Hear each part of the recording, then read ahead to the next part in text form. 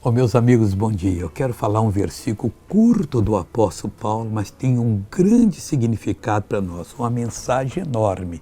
Basta você meditar naquilo que Deus está falando. Ele escreveu assim: e não conhecer o caminho da paz. Essas pessoas que não quiseram se dobrar ao Evangelho, tanto os judeus quanto os gregos, gentios, que muita gente não quer, mas coitado delas. Recusam conhecer o caminho da paz. Um dia a vida aqui termina. E é muito curta a vida. Ao abrir e fechar de olhos, você já foi embora. E para onde irão essas pessoas? Para a perdição eterna. Mas por quê, missão? Porque não conheceram o caminho da paz. O caminho da paz é Jesus de Nazaré. Ele levou as nossas doenças, enfermidades, transgressões, iniquidades. E diz a palavra de Deus que o castigo que nos traz a paz estava sobre ele. Ele é o caminho da paz. Se você não aceitou, aceite-o agora.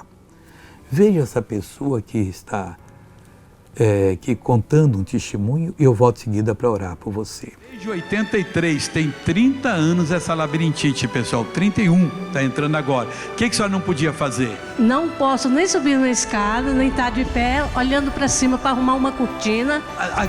Põe a roupa no varal aqui, olha o varal aqui agora.